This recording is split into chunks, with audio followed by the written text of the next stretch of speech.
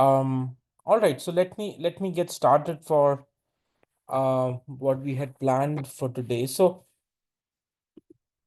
there are two or rather three aspects to our conversation looking at the Indian economy at large. I mean, I would start sort of by going a little bit back in the um sorry, just a second.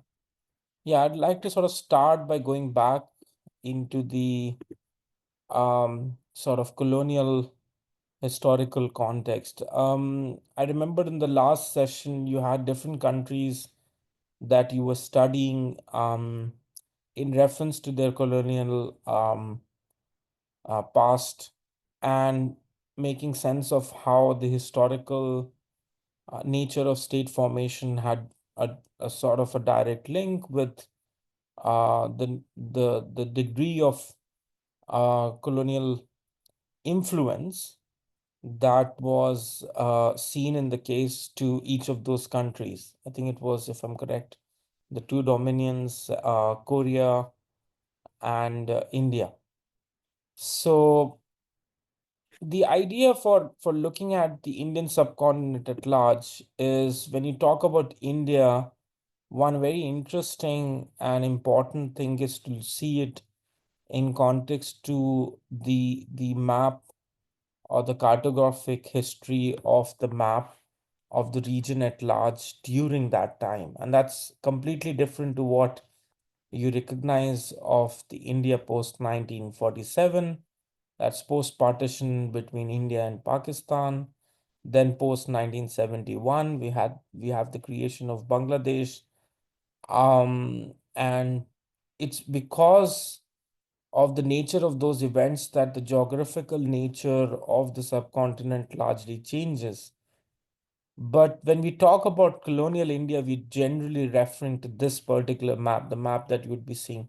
My presentation is accessible, right, to all of you? You can see the screen, guys.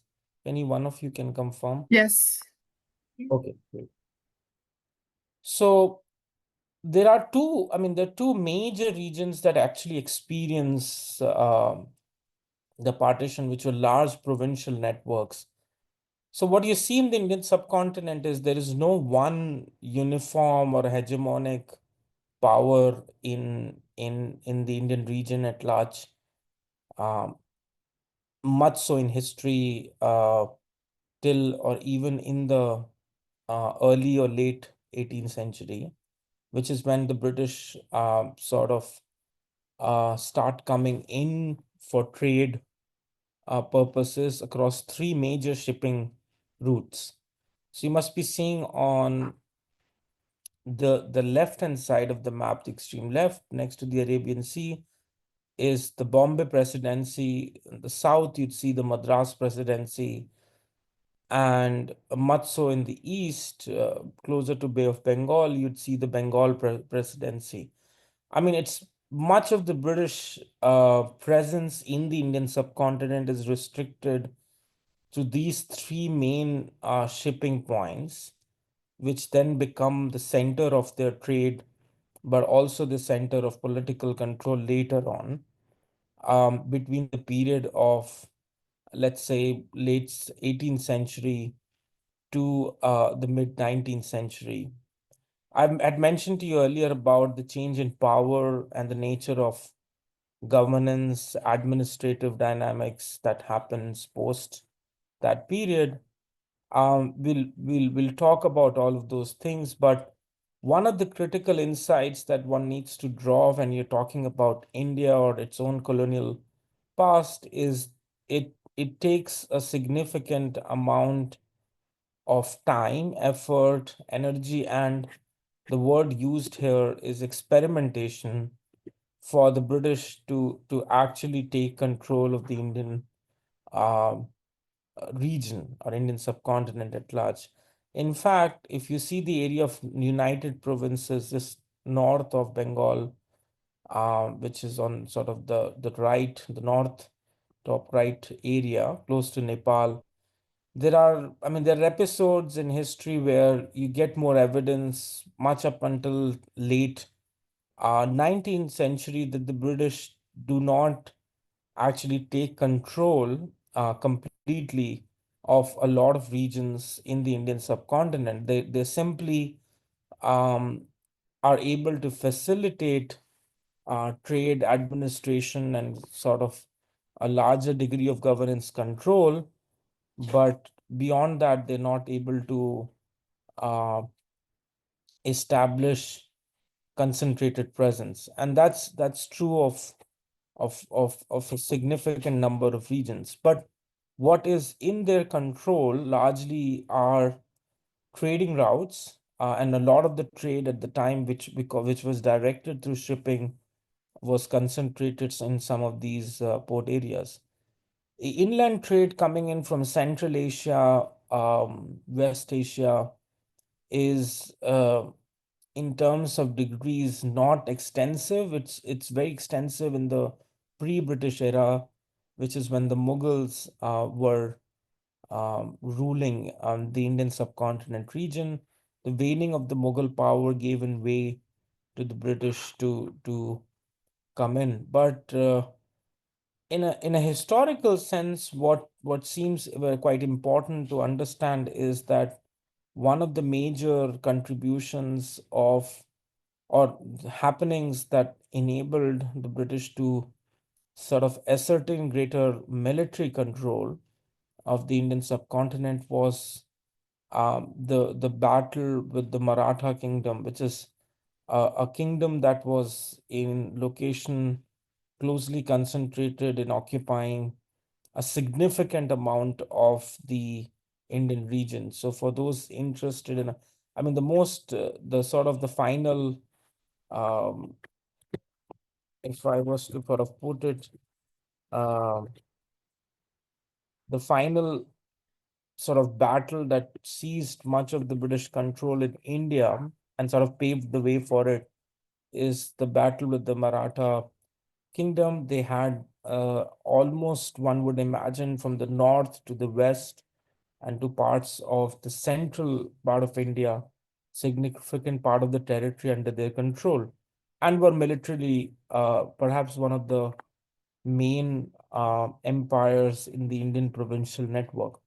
But when we talk about India subcontinent pre and during the British era, actually, we see that as a cluster of provincial networks, which the British were able to manage. Now, what was the British interest in the Indian subcontinent? And that's a function of a number of things. So I want to sort of draw this out in context to a few points. What I request you to do is, since I'll cover a lot of ground and it's a very short period to be engaging on multiple historical episodes, whatever you're not able to follow, or if there's anything as a doubt, what you could do is maybe just unmute and ask right away if there's any question that you might have, or just make a note of this as we speak, and we can come back to that. All right. So one of the first things that you'll see at the start of the 19th century is the company that tends to establish its presence as a representation of the British commercial identity, and then sort of controlling much of the ports and the Indian subcontinent region by influencing trade, is the East India Company, which encourages and tries to encourage interests of different European traders and businesses in India to compensate for largely the declining role of cotton textiles in Indian exports. So if you see before 1800 at large, India's trade with the rest of the world was being shaped in three major commodities, which is what enabled the British to have a larger presence in the region, which was the trade of opium, indigo, and raw cotton. Now, raw cotton was of particular importance to the British Empire. I mean, when I say British Empire, I'm generally referencing to the East India Company up at least till 1850. I mean, it's post 1850, you see that there's a complete change in power and control and administrative structure of the empire in India. and major trade was concentrated in port towns of raw cotton. And it is that trade which allows for, over that period of time, an extensive degree of um, regulation in different areas. So raw cotton's trade allows, as a terms in terms of trade, a pattern of trade that emerges and leaves from different parts of the port cities. It ends up in England and parts of Lancashire and few particular areas which become then the industrial workshops of cotton factories and cotton mills. It's the development of those industrial workshops or industrial towns, as you see that this is the same period of time where the industrial revolution or the industrialization of Britain happens, that it becomes a center for world trade in exporting a lot of processed cotton and final end products. But the raw material extraction points were as part of the colonial project coming in from East India Company through India in cases of these three commodities at large. Opium was useful as a means of payment, largely for Britain's own trade with the Chinese. It was being exchanged for Chinese tea at large, which was the East India Company's main import. But indigo and raw cotton contributed to Britain's own expanding cotton textile industry. This is not, I mean, I would probably say a simply Marxist interpretation of history. The evidence is overwhelming in explaining how these two commodities at large contributed to Britain's own expansive cotton textile development um, across the board, which was a direct link with how the East India Company provided these goods. So what we see is that between the period of time of the East India Company expanding its market um, integrated routes in the Indian subcontinent through the three port areas, there's a period of gradual experimentation of the British Raj. The word Raj generally refers to rule in the Indian sort of Hindi language. So the word Raj often comes across in many texts. So what the British Raj means is the British rule. The those 50 years were very central to a lot of experimentation. So there were many things that the British East India Company was trying to control, influence, have a higher degree of sort of power um, uh, in influencing the Indian people, but a lot of those experiments failed. One of which was very central to the process was collecting taxes across the board from land revenue, engaging in dispute settlement between peasants and landlords, a topic of great interest to many historians and in general who look at the origins of law, colonial law, and the extension of those colonial laws still find meaning and relevance in the post independent context as well in many countries, not just India. I mean, you can see examples from Nigeria, Botswana, I mean, even Canada for that matter, in many countries where you have certain rules and laws in common law that have still a colonial heritage. 1850, however, to 1900 is seen as a period of greater consolidation of power. So much of the change that you see in terms of the imperial umbrella that the British had sort of designed in the Indian subcontinent, that's on law, language, and knowledge, right? The three tools of sort of colonializing the region. That project becomes more central as the power shifts away from the India Company to the Westminster controlled sort of British administrative structure. there's a lot in it. I mean, of course, the two readings by Tirthankar Roy, one of which I think some of you were looking at in the last session, talk and discuss about these two periods at length. But what I'll try to do is sort of in summation give you a perspective of what's really happening. So, in terms of the character of industrial enterprise, I mean, the British presence in the Indian region is predominantly, much like much of its presence as a colonial entity in the rest of the world, is engaged in the practice of market integration and how to enable greater extractive utility of trading goods and merchandise and catalyze them to be part of a globalized supply chain. I mean, in historical terms, the period of time between 1870 and 1900 is in many cases defined as the first phase of globalization. The first phase of globalization, meaning or referring to the degree of trade, movement of capital, gold as being one of the main reserve currencies, as in the gold standard being followed for trade, managed under the sort of hegemonic presence of the British um, uh, empire at large, enabled that for much of the world. But had it not been for some of the colonies that the British Empire had, the ability of both the Industrial Revolution and the extent of the Industrial Revolution to take place and the nature of movement of capital and goods that was seen in that period of 1870 to 1900 may perhaps have not happened.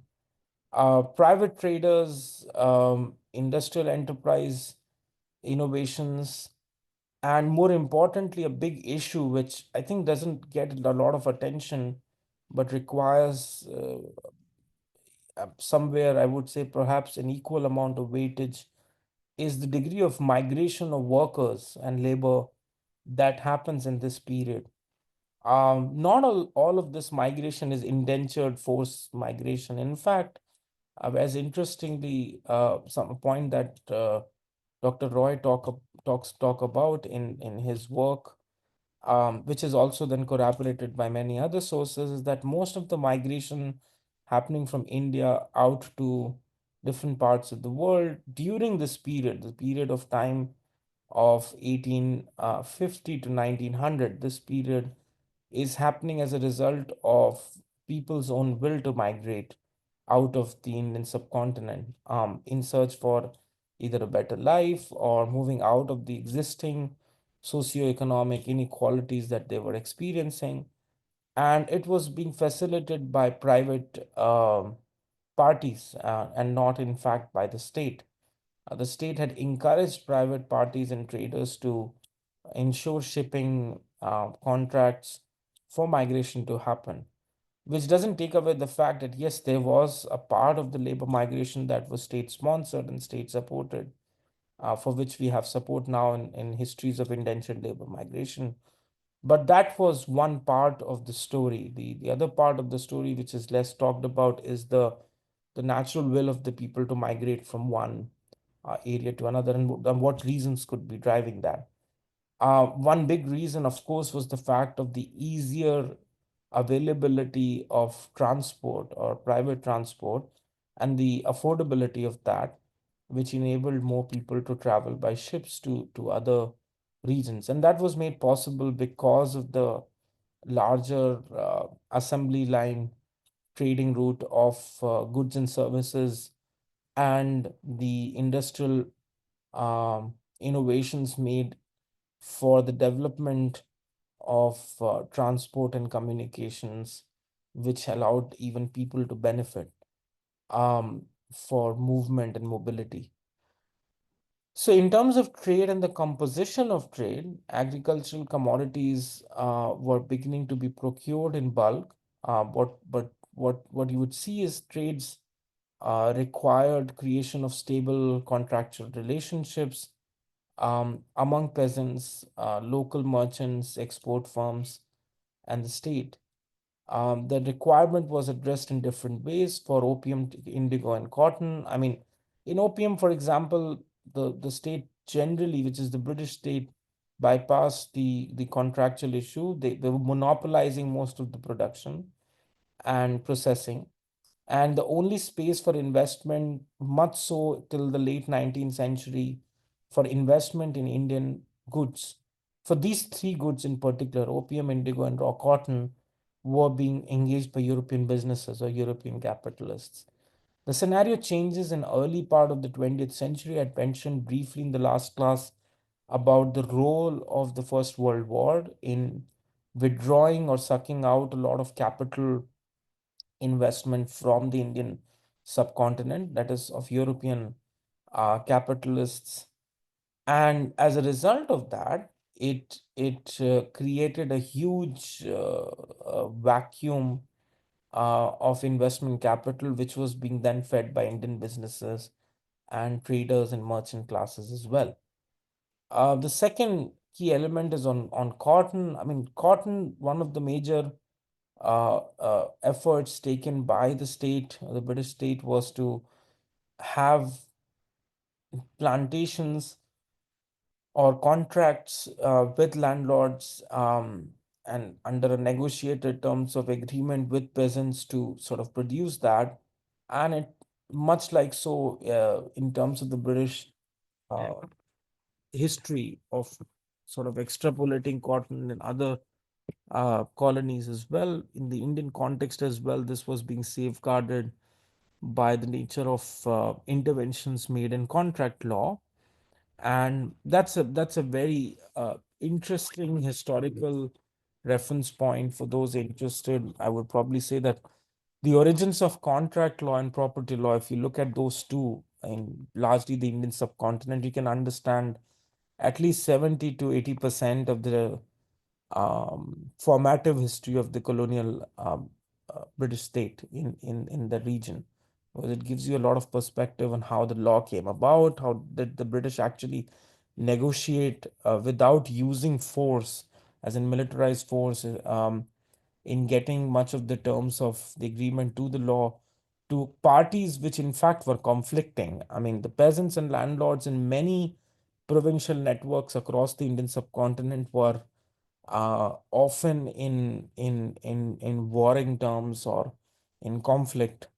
And one of the points that Roy makes in his work, in both of the chapters of what is part of the reading here, is the fact that it was the inability of local dispute settlement mechanisms that gave way for a third party or an exogenous force or an external force like the British to enter the scene and then provide for the use of law and consent between both parties to get their own way, often to the extractive extent of the peasant class at large. But the entry point to property law and contract law both is very interesting.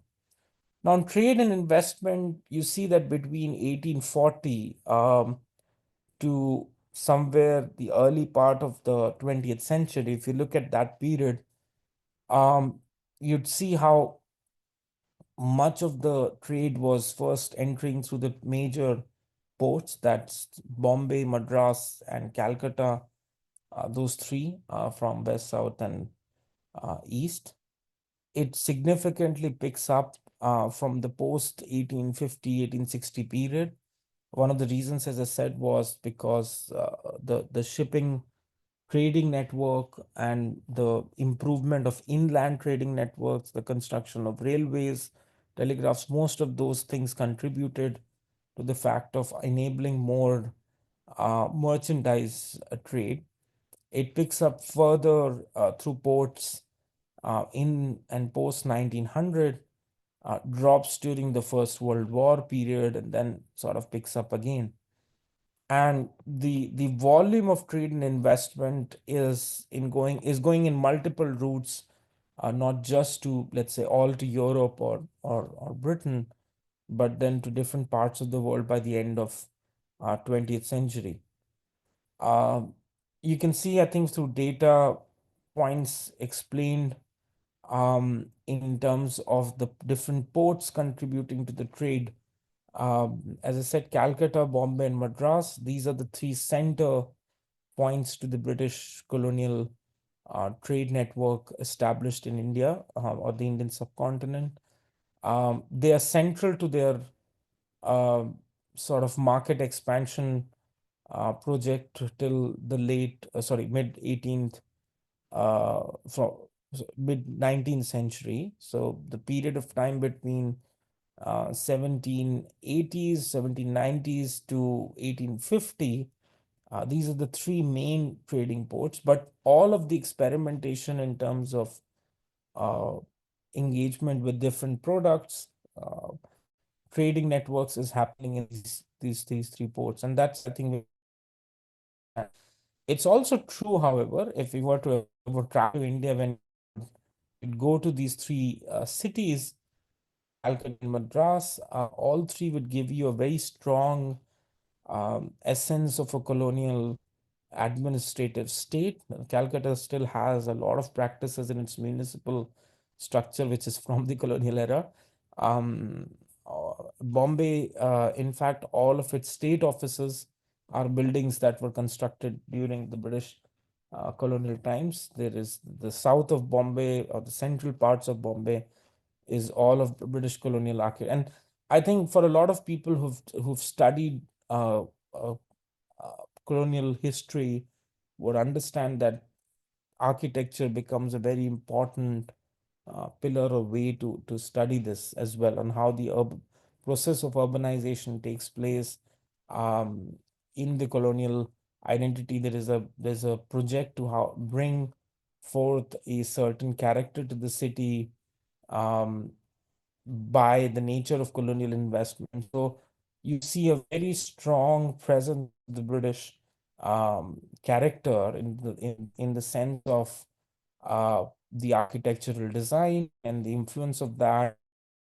Language, I mean, it's mostly the spoken, written, all language is English in each of these cities. It influences a lot of the human capital in these cities as well. For those aspiring to study English and maybe some sort of travel to Europe, it was expected that you had to travel to Bombay, Calcutta, and Madras, and then be able to migrate or go up to UK or Europe post that. So that was the invention. I mean, if you're looking at cultural histories around this period, you'll get Bombay, Calcutta, and Madras to be seen as those centers of development as well.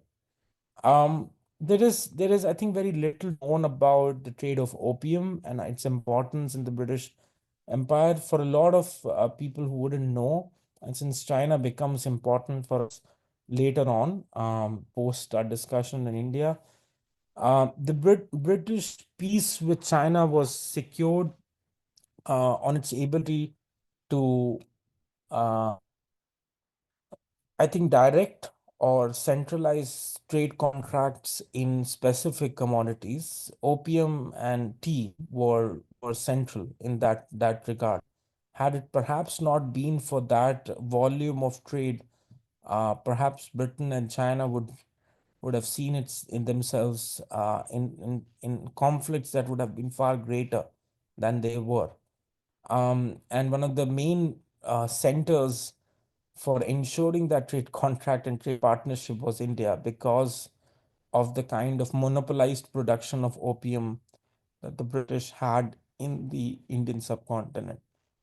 So at the turn of the 19th century, you had cotton from western parts of India, but opium from the provincial state of Bihar. This is close to Bengal, it's east of India, which was being used to balance the trade with China. Let me just show you where is Bengal.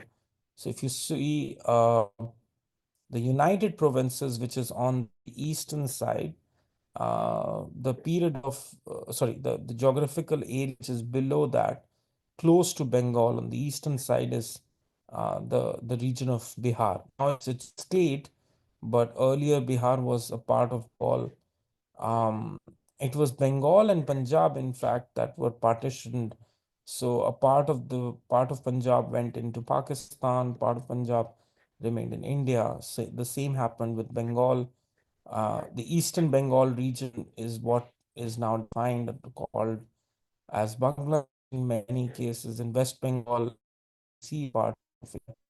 So it's important for historical the economic geography of trade, which enabled the contract of the British to deal with the Chinese.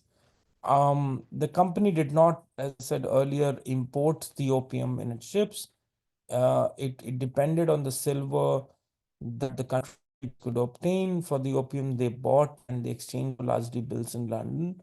So a lot of the trade happened in gold, but the second metallic currency, which is often used in securing gold, silver. In fact, silver, India followed under the British colonial a bimetallic currency for a reasonably long period of time, and much up so until 19th century, where silver was traded extensively and a certain quantity of silver was pegged or fixed to quantity of gold. Besides, opium was grown under a government license because the administration and monopolized production distribution of opium. So that the company government, that is the East India Company government, would significant amount of profit from both domestic and international trade. In central India, opium was legally grown and the government collected a tax goods. So the nature of control of the administrative control of the East India Company was largely concentrated in terms of revenue extraction through taxes of different kind, either through monopolized trade production of opium, cotton, and indigo, or otherwise through the trade that the company had with the countries or across the region. Uh, ships, the two very important groups of Indian merchants, which are domestic Indian merchant classes, which ensured networks of trade inland or domestically, are the Parsis in Bombay and what are defined as the Marwaris in much of the subcontinent. So, in fact, the Marwari merchants are spread in fact across all of India. You don't have one concentrated presence of Marwaris only in any one region. Propriety, and they used to ensure inland trade duties, and even this can be traced back to British era.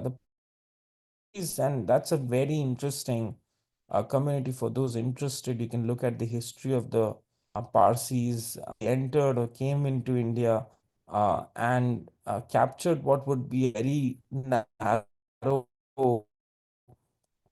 concentrated business capital network and have almost dominated that since the late 18th century. But they and the Parsis were also instrumental in sponsoring the Indian nationalism movement, the uh, sort of anti-British sentiment, which was fueled by the Indian National Congress, were supported financially through the Parsi business network in early century, was instrumental in the Indian freedom movement. Um, so commercial fortunes of Bombay, Calcutta, Canton, Hong Kong became interconnected. These were all sort of areas, territories that the British occupied and rested on the shared dependence on opium. Opium revenues were the most important source of government income in India after land taxes, and they flowed back into it's through the money these land taxes that goes into the construction of canals and railways in India.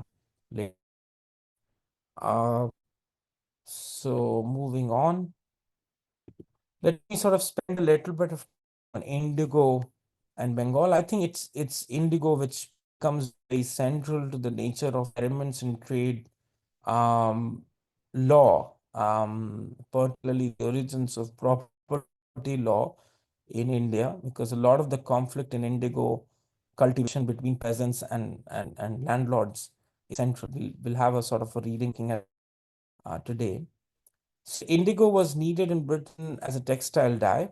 Although India had been a producer or a user, the availability of alternative sources in the US, Caribbean had made India a less important supplier until 1800. Indigo was purchased from largely northern Indian Bengal. I mean, it's largely Bengal province at large, which is controlling much of indigo production.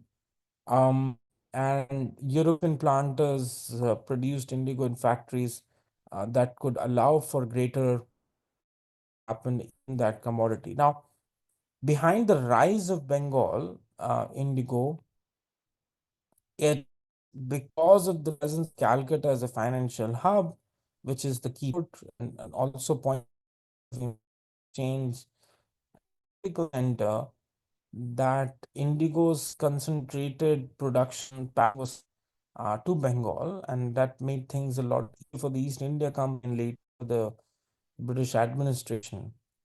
It was also a tool. I mean, the control of turn of trade was also a tool for securing a degree of political and policing power in the countryside.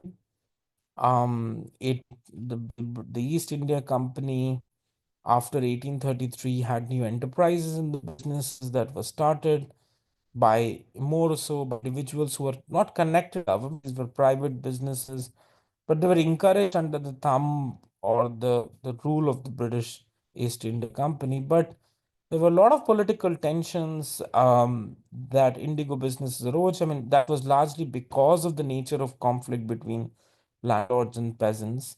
And it became very important to the British that one of the ways they could sustain that trade was to bring a new law, which would be to govern and engage in property rights in land around the time. And we'll talk about that in a short notice. Um, on cotton, I'll come back to the indigo and sort of property rights context because it's to the origins of property law. As I said, you can understand a lot about the British colonial state. But on the third main commodity of trade is cotton in Western India. I mean, this is very central to the Indian textile contributions and value addition even up until now. Majority of supply trade networks in textiles across the globe depend on cotton and raw cottons use coming in from the Indian subcontinent at large. The origins of this sort of can go back to the British and pre-British era, but here you find specific areas and regions in parts of Western India, mostly Maharashtra, Gujarat, those regions, and then the sort of northern places of Rajasthan and others where cotton as an indigenous crop is being grown and traded. Okay. Uh, any questions at this point of time or any clarifications? Are we all here or? Mm-hmm. Yeah. Right. Okay. Yeah. Mm.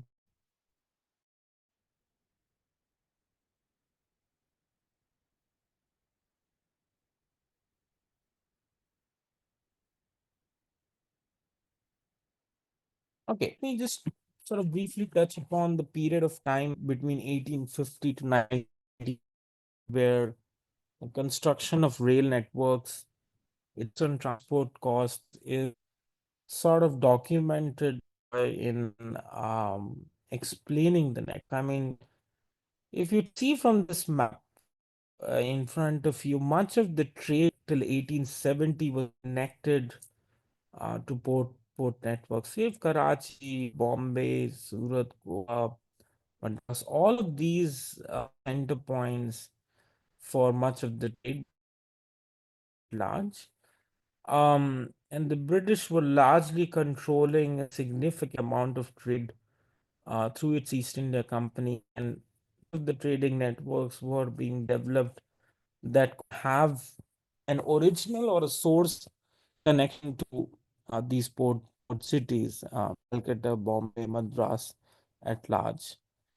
1870 to 1890, greater amount of emphasis made towards developing some level of inland transportative networks.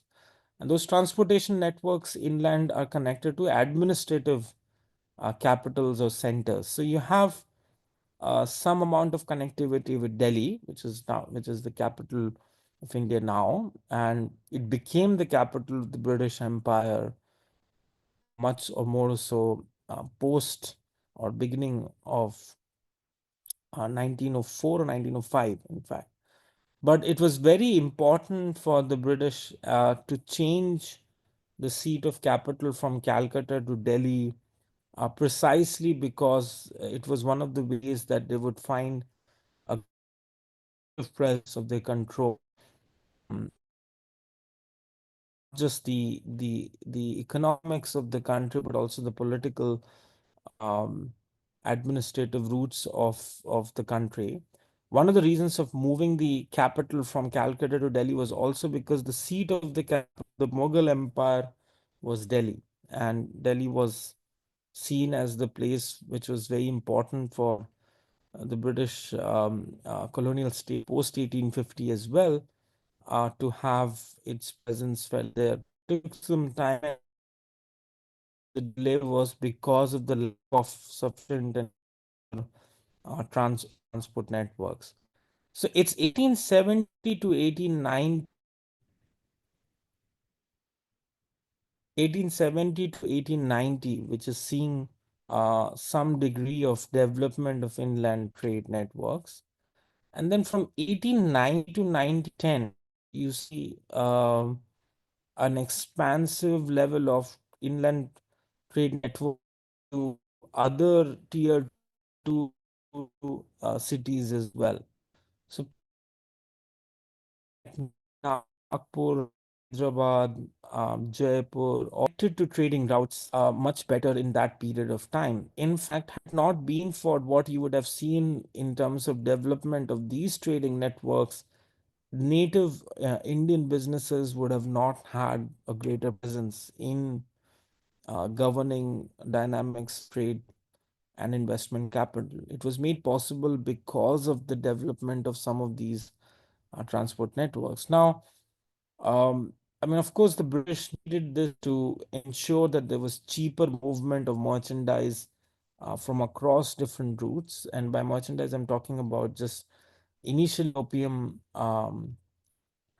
cotton, and indigo. Cotton and indigo being more in circulation of domestic trade than opium, of course. But it was the changing costs of travel that was making these things possible. So if you look at transport cost of cargo, right, from the sort of price of what one would have to pay per ton and per mile, it significantly comes down from, let's say, what it was in 1804 to 1920. The presence of rail, I think, make things a lot much easier.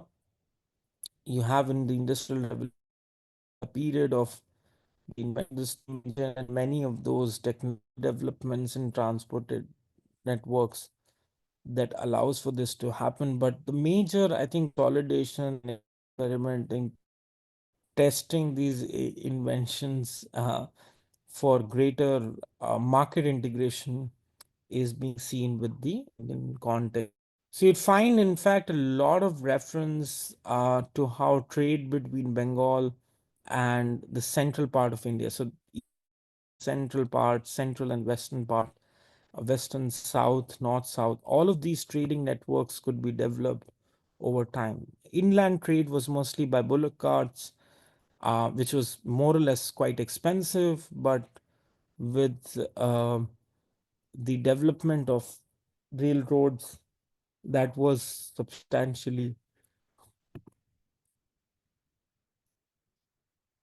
reduced.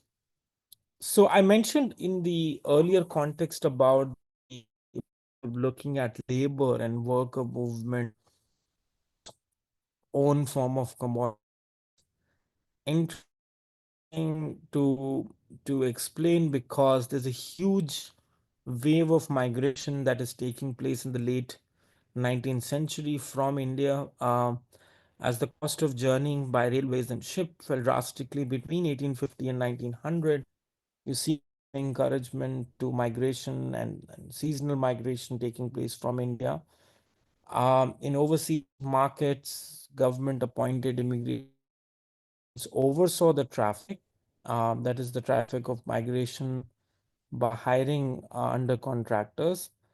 In recruitment overtook the operations of the public office. And I think it's very interesting. And in fact, I was reading as a student of Indian economic history, much of this discussion around private recruitment and merchants and Indian workers and the volume of workers who were migrating voluntarily. The numbers are sort of fascinating in terms of how many people were wanting to move out of the search for either a better life or um, communities which were experiencing extensive identity-based discrimination due to factors of caste, class-based considerations, or religion for that matter. And a lot of this movement was very much guided by private traders, and this period is central to that 1860s to 100. So 1860s also brought new labor laws, which made the workforce for the countries more regulated, because it was becoming more or less uncontrollable. There are a lot of accidents on ships, which also result in higher mortality. Um, and the numbers sort of start becoming a layer. There is indentured labor migration. Patterns of this is more towards different parts, selected parts to where the British Empire was positioned. But in between 75 to 1900, in fact, it's like, um, as most of you know, and those who would have heard of Gandhi, one of the sort of main figures of India's sort of nationalist movement or independent struggle. Gandhi himself is traveling to South Africa as a lawyer to represent Gujarati merchants in cases of disputes, trade disputes in South Africa. Gandhi was um, but all of that movement is happening precisely because there's a huge presence of an Indian diaspora colonies, British colonies, and were facilitated as an indentured migratory pattern. Um, British Guiana, Trinidad, Mauritius, Fiji have had a huge because of the of indentured labor migration that happened to these spaces. A lot of that happened from the eastern, northern, very partially western, but mostly eastern and the northern part of India. So most communities migrated to these regions have their historical geographical routes to eastern part of India.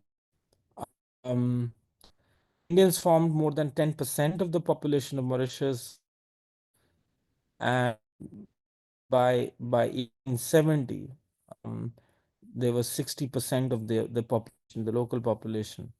West Indies and the Caribbean have a huge uh, diaspora as well, not as big as Mauritius, of course, but there is still a vibrant Sri Lanka, East Africa, they have presence of workers under contract, and then post indentured labor scenario. A lot of communities continue to in these regions settled in. A lot of them were involved in agricultural, but also became entrepreneurs in conducting critical merchandise trade in these colonies. Evidence of that in Guyana, many of the regions. So it's not as if that the second generation, third generation uh, work were engaged, or the second generation, third generation migrants were engaged in this or the same sector of work as their uh, forefathers were. The nature of, I think, upward mobility across um, gender significantly higher in the Indian diaspora, and that reasons for that was because of certain degree of inherited capital, which gave these companies to contribute. Recruitment became an Indian private enterprise that contributed to a huge chunk of migration, both government sponsored and not government sponsored, and that could happen because there was a huge demand. Became a very prime example in explaining how the presence of Indian workers were being contributed through that volume of trade.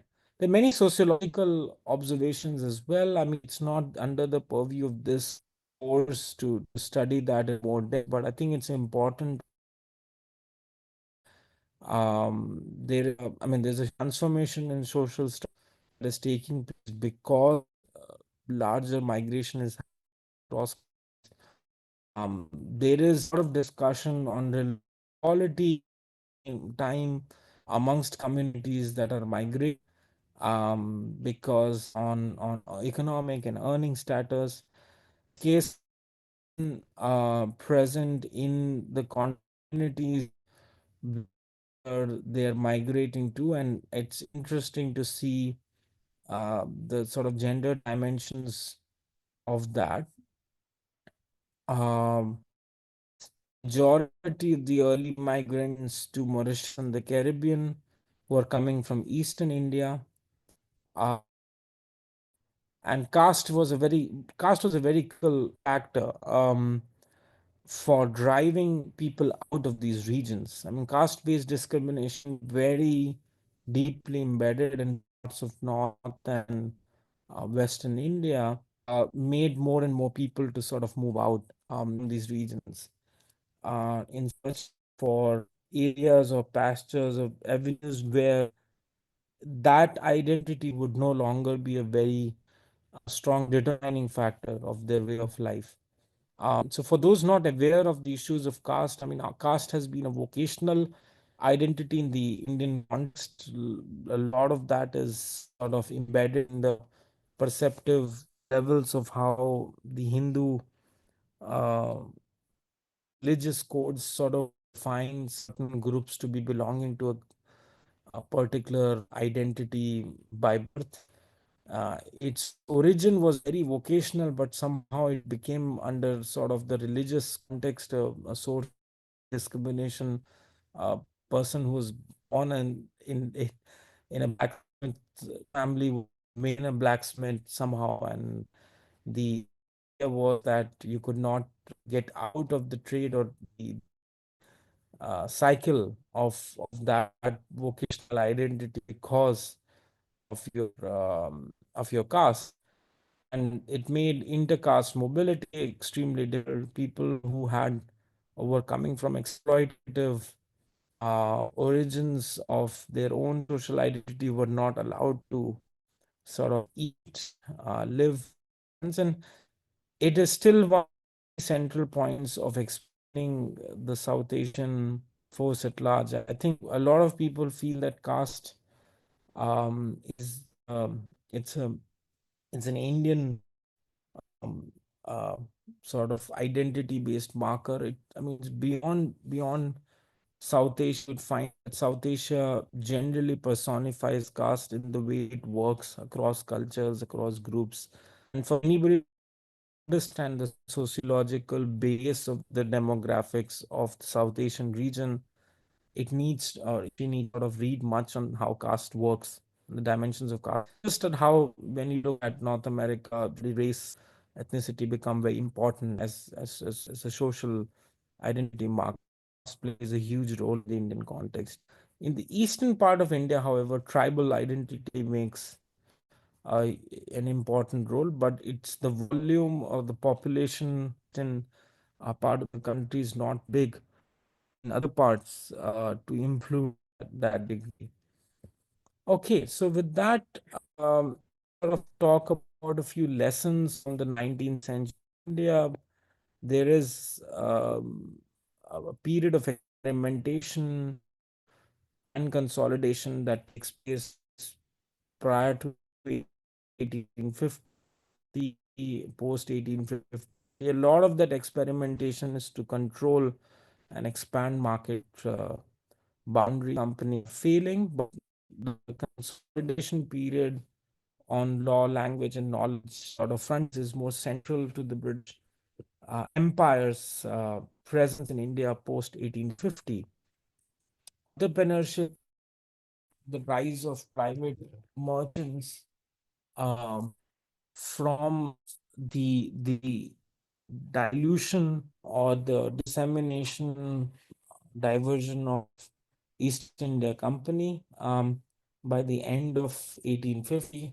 The second 19th century, you see a global sort of presence of merchant firms coming in, capital investment, which is encouraged by the British administration capital, by governments and institutions, law, and the consolidation of occupational groups and foreign capital was ensured. You have presence of laws like property, contract, and different criminal procedural codes, which made the British Empire's presence in India over time to have a greater administrative presence, which ensured with law and order that a lot of the trade, as engineered or by design, could happen. Um, the second half of the 90s has the state intervention driving or benefiting from bringing costs of transport, capital investment in accessing mechanized goods or products, production patterns, or that is machines, material, labor, those costs decline. So gave a huge impetus for enabling a greater volume of trade and be sort of encouraged. Um, Now, post 1850, since a lot of administrative controls in the hands of the Westminster um, managed or engineered regime, the resolution of disputes were engaged using a lot of legislative and which is why the evolution of law in the Indian context was seen as an extension of what Britain. Um, okay, all right. So there are a couple of questions. I'll come back to this. What I was hoping to do was to utilize some time today to get one particular text in general, which will help us sort of look a little bit into the sort of the colonial law aspect, which I was earlier mentioning, and that's on this issue. Um, so if I'm just let me if I take out the particular text. Mm, So the particular reading in your section, which is, mm,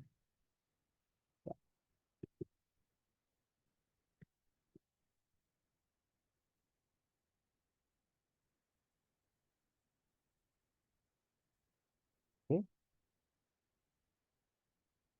Can you just click on this link, confirm if you have the text in front of you? So what I probably asked you to do is to be able look at this text on Indigo and I mean, in fact, it's perhaps one of those case studies as history, your perspective of each development that was vital to the way law was the tool of the imperial design in context. And the evolution of law was very central to understanding the degree of British colonial influence.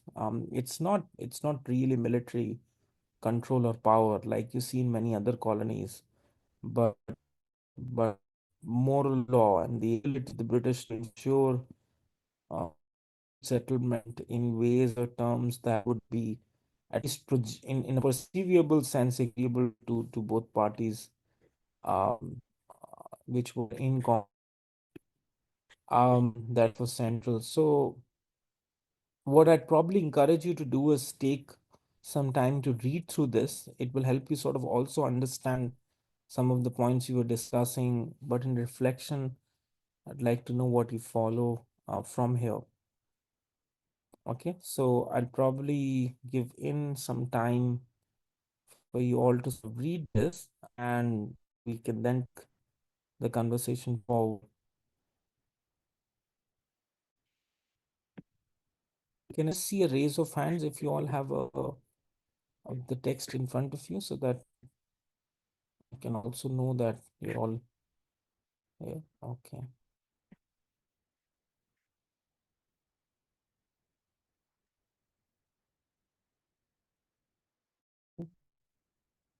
I see France all here. Okay. Yes, Mackenzie. Okay, wonderful. All right. I'm here. So let's give it maybe around what 25, 30 minutes, and just if you could look at this text, it should be pretty easy. I mean, relatively easy to follow. There's nothing too jargonistic about the text, but if you have any, use the chat box.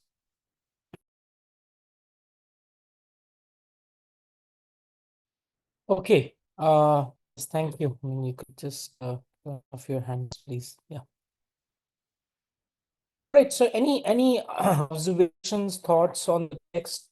Anything particularly interesting was that you want to discuss or mention? I mean, I know everybody would have sort of looked at it from their own perspective of knowledge, um, not just of, I think, colonial history, but generally from different disciplines of your history of law.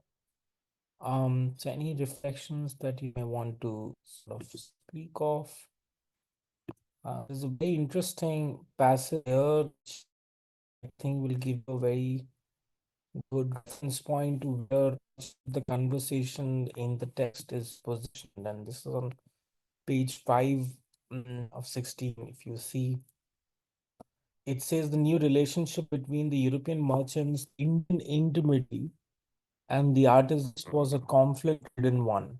In the case of cotton textile purchases by the so-called existing contract system, for example, there were frequent complaints that the delivery time was never predictable.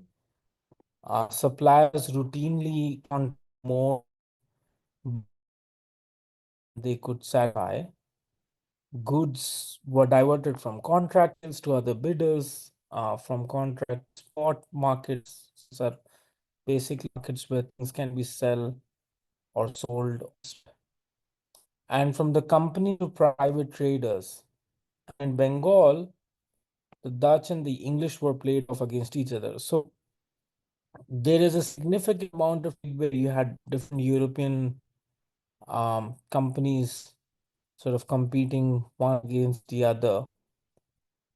Artisans were hard tracked down. Many cases there was no third party enforcer or contract. So the vacuum allowed for the presence of a new legal intervention would allow for a mechanism in place to address some of these conflicts that were surfacing.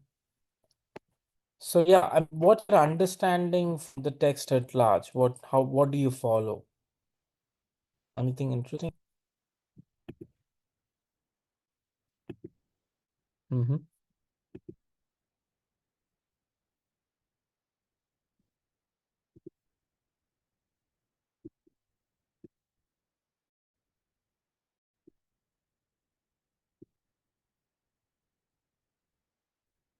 Yeah, Nikru?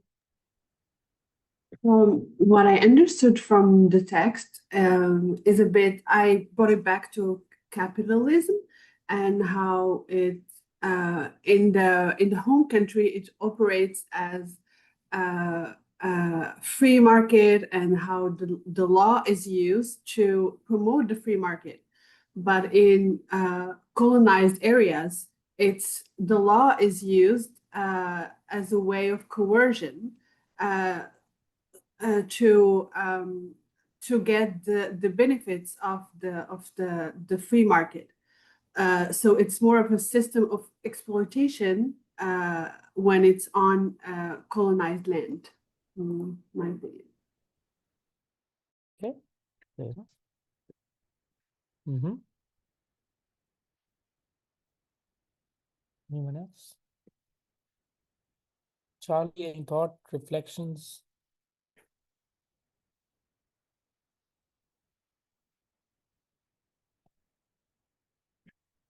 Mm,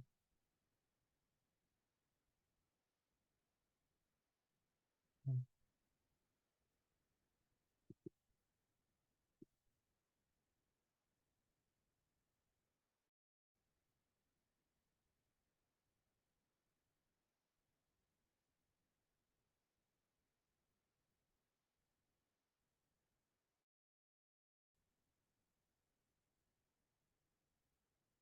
okay. No observations, no reflections generally, or some of you not get a chance to read through this.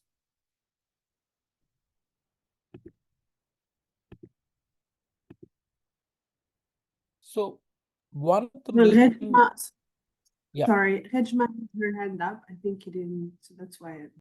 Oh, good. I can't see the. Yes, I can see now. Ajma, please go ahead. Yeah, just a reflection on the reading. I think colonial history is something that's very interesting and it's something that I often look into, but I think the reading really reminds us that it's not just a tool of domination and that sometimes there's legal changes that happen because the system itself is falling apart. And so it kind of makes me wonder how much like power economic forces like shape colonial institutions is kind of that debate on it's not only being a sociological effect, but also having the economic factor into colonial institutions. So I think that's a good question to really put the situation. This, I mean, um, I think what happens in scenarios, and this is a problem generally within economic history at large. Go ahead. Sorry, oh yeah, history at large. It does very little to speak of the the politics of power dynamics in influencing nature of change that is driven on economic forces. In fact, if you remember our discussions on the economic growth taxonomy, the whole discussion around the role of institutions that was brought in larger context of the economic realm was done precisely for that, for this reason. So when Acemoglu, Robinson are writing Why Nations Fail, they are actually talking about colonial case studies of countries where, because of a very extractivist colonial past and the nature of institutional interventions made, then many post-colonial nation states, even when they go through cycles of decolonization and are moving towards sort of having an assertive independence, suffer from a sort of a bad hangover effect of those institutional uh, norms or rent-seeking behavior. As a result, in some cases, post-colonial nations also continue demonstrating the same behavior uh, who assert power or do those who do acquire power. Now, the South Asian context is no different in this regard. I mean, there's often a lot of times I've myself been sort of guilty of that, where when I'm writing on a lot of policy issues, there are, I mean, a closer reading of history will tell you that the nature of changes being made by, let's say, even a current administration would be demonstratively linked to a sort of a practice, which in some cases consciously or subconsciously influences the directive thinking of administrative uh, governance. And when this particular passage in the text is talking about the nature of uh, gaps in the conflict between European merchants, Indian intermediaries. The intermediary is basically the person who is sort of the distributive platform agent, someone who's connecting the European merchant to the artisans and is making money in a way. I mean, that's the Marwaris who I was mentioning about. It was the Marwaris who were ensuring that the contract, the unsaid details of the contract were maintained, and the European merchants got what they needed. At the same time, the artisans were working under the terms of what was being required. Now, this relationship required some kind of a mechanism or a formal structure to be in play. And that's where much of the discussion on the contract and then also by subsequent nature, the property law comes about. So it's in a case study sense, this is giving you a reference or an example of how in the non-Western context, and that's a very important, I think, aspect to this. In the non-Western aspect, how uh, commercialization or the structure of movement of forces of what Ikram was saying, capitalism, are shaping legal design interventions or the state at large. It's not just purely the sort of reason or motivation to control or territorialize um, land or a particular colony or space for the colonial state to extend its control of power. But as the author says that the origins of contract law in this case and property sort of handling of property disputes, most of these were part of an endogenous or an internal response to the failure of local custom and indigenous dispute settlement mechanisms. This is true particularly because one of the larger presence of the administrative structure of governance in India prevalent at that time was an extension of the Mughal Empire. I mean, many of those who would know Indian history here might know that 400 or 500 years of Mughal colonial rule gave way to the British Empire. So India was, I mean, the Indian subcontinent was under a sort of a colonial uh, empire for almost 700 years, first by the Mughals and then by the British at large. So the failure of somewhere the Mughal established procedures of both dispute settlement and contract regulations gave way to a new practice to emerge, and which is the British sort of intervention. It gave from one space to the other. I would probably say that somewhere the author here does very little to talk about the Mughal practice because the context here is colonial India and the British Empire at large, is to talk about that failure, the failure of one administrative governance architecture giving way to another. Um, so that's an important aspect to I think keep in mind while interpreting this text. There is a lot of focus in the sort of institutional reading of the Indigo crisis, which you would find is very integral to much of the conversations around what kind of interventions were needed. So it's not as if that this is one such intervention and then you have a lot of change in there is new contract or a property law overnight. It doesn't happen like that. There is a lot of experiments that the British were trying which weren't working. In fact, the East India Company gave away its power in India at large was in heavy debt. It may have collected huge or amassed huge amounts of profits, but its ability to administer or govern the areas which it had control in the region, including that of the port networks, was not being well governed and funded for.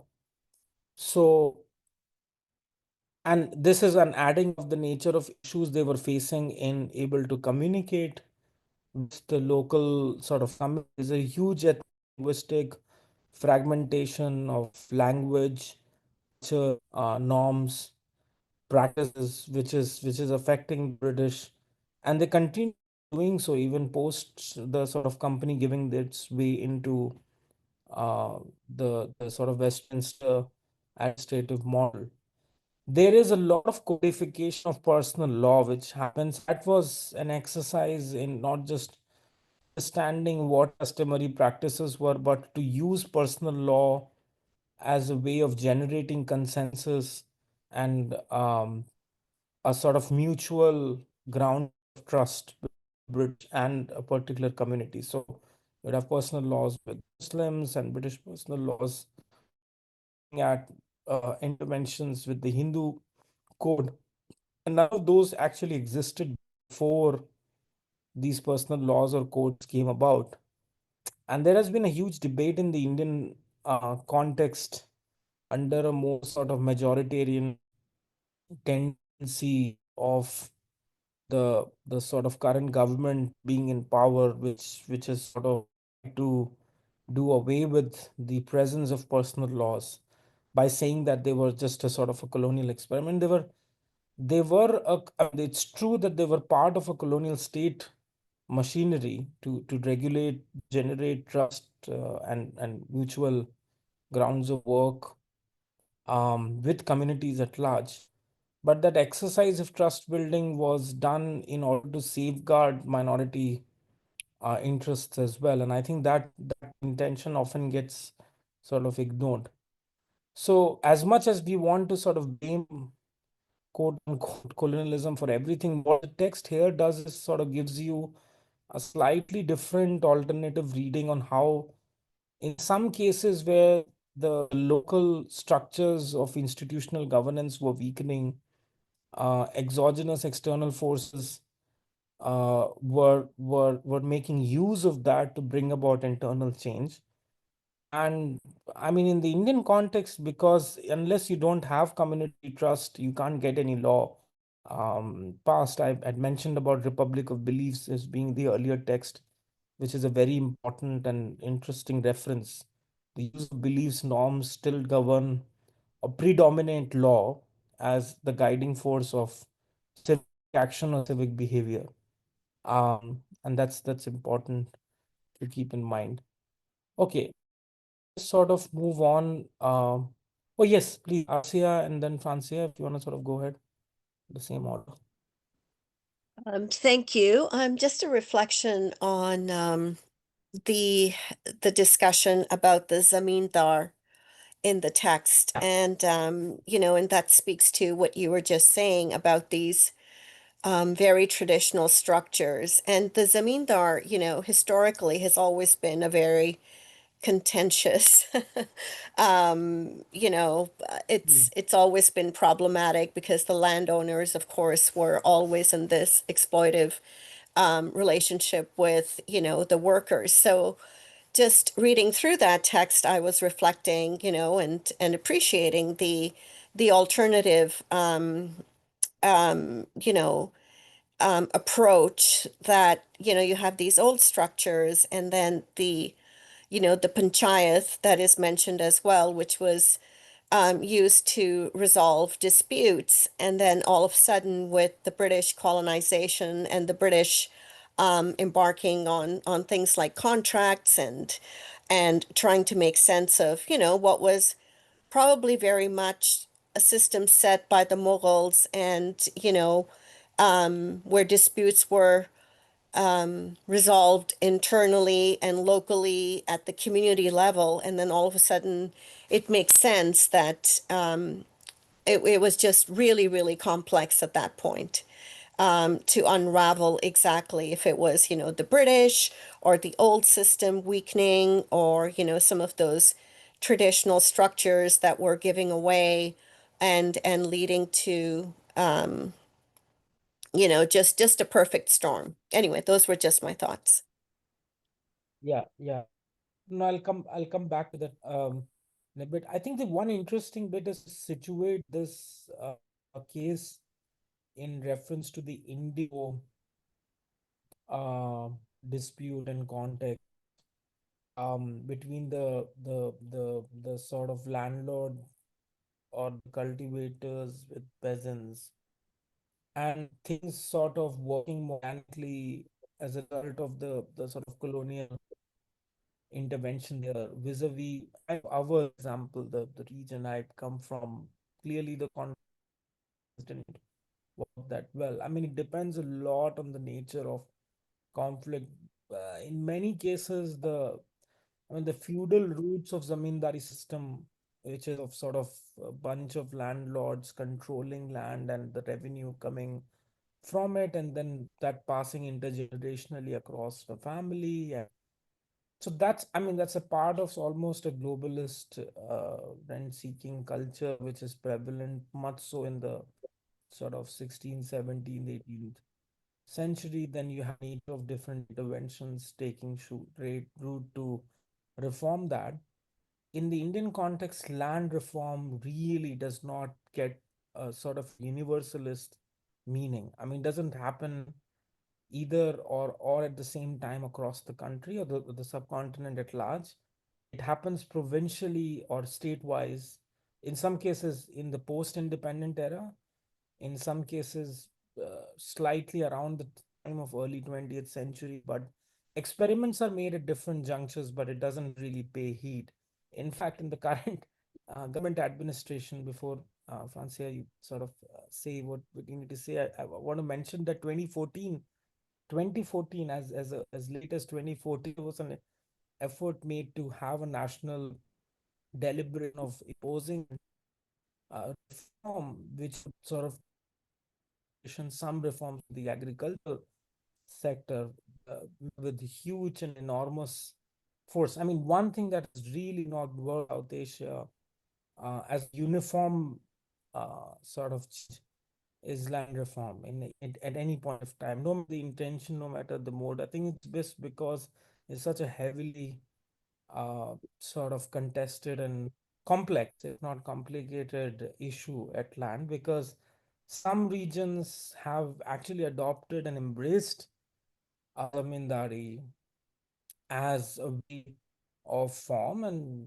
there has been less resistance. At the same time, you have enough of greater civil exploitation as well. So as I mentioned, Awadh, the United Provinces regions, still extending a lot of its sort of colonial and pre-colonial tendencies of rent-seeking culture that's still pretty abundant and present. Caste has, of course, sort of worsened that sort of trend. It plays itself into the class dimension as well. You own a lot of land, and then you utilize your identity as a social group to sort of assert your dominance and do that over time. Francia, please go ahead. Yeah, sorry, you wanted to say. Yeah, I think the reading sort of brings up a modern issue that we still have when it comes to these contracts, and I think is referring to the cultural dissonance that persists today in negotiations and business dealing. So particularly in international development projects and negotiation involving indigenous peoples' land claims. So we see sort of the same theme today, and this sort of leads me to the topic of customary law in the reading.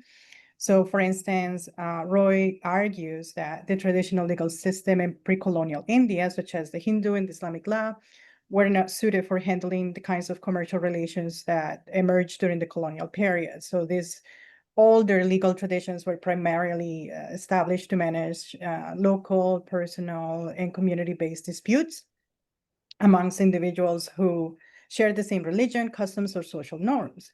And because these groups, were different and did not share the same background of values, relying on customary law, which in the reading it says assumes common understanding. Judges often, as an example, just put in an example, judges often had no clear rules to follow and just made decisions based on what seemed fair to them, which also created inconsistencies in rulings, made it difficult for either planters or workers to know what their rights were and obligations, and it just simply did not work. So this leads me to a question, which is, can the introduction of Western contract law in colonial India, for example, be viewed as a form of legal modernization or as an imposition of colonial ideology? Which, do you know what I mean? Like the reference to what happens today when we're trying to bring other cultures and so on it's still very much westernized. So I just wanted to like make that reference from, past to present to, sort of relations with this reading, which caught my attention. Yeah, no, I mean that's an excellent question. There's no sort of formulaic right and sort of, I think, answer to the way of looking at it. I think the term which is being often used, and I was trying to sort of uh, look at a reference point for one to read about this more in extensively. You'll see there's a lot of discussion even on trade agreements now about the need to understand the effects of external factors, and in many cases now trade agreements being sort of actually engineered, designed, formulated, and written in text by law firms across countries and MNCs. I mean, that's the way. As I can see the language, if you just see the language of last 10 years of trade agreements across countries, you'll see a huge bunch of legal jargons and terms used in the nature of agreement. No longer looks like a sort of an agreement or a document between political parties at large. Sorry, you were saying something. Please do.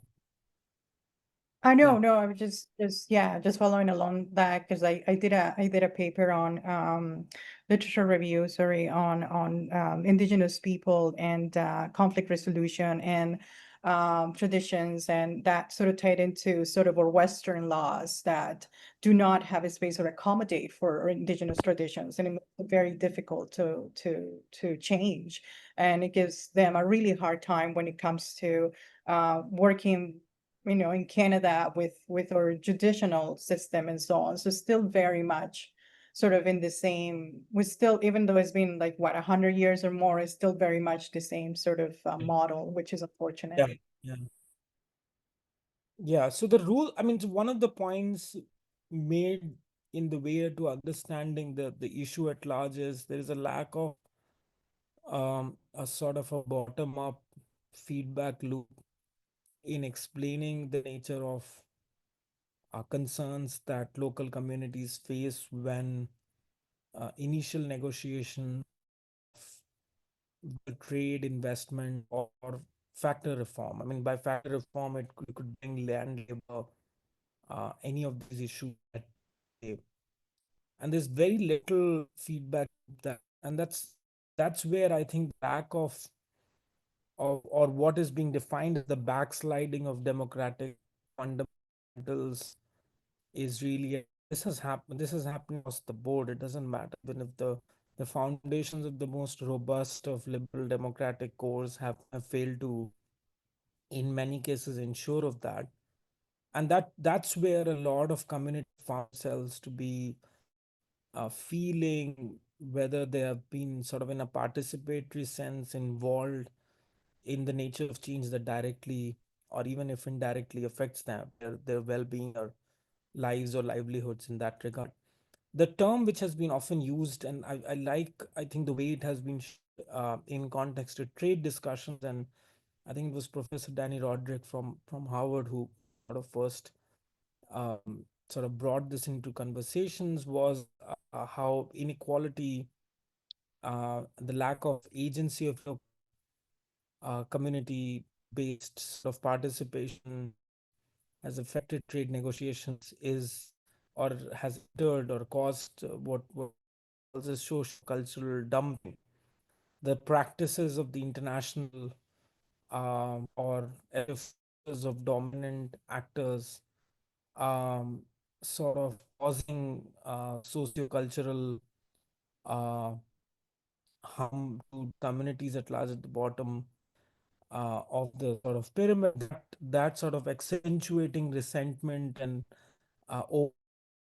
causing a sort of a what you would almost consider as a tribalist nativist agenda to find greater rhetorical meaning, even if there be a sort of effort to even accommodate for that. And I think that that's you're spot on with what's really happened. I mean, the one of the failure of what could be seen as to be the 1990s era of hyperglobalization is the fact that it completely disconnected itself from the roots of um, local agency-based feedback from in a participatory sense on critical reform, whether on land, labor. The context of the case that we are looking at here, which is extremely, I think, poignant in explaining that similar practice of two premier, more what you would consider powerful entities coming into.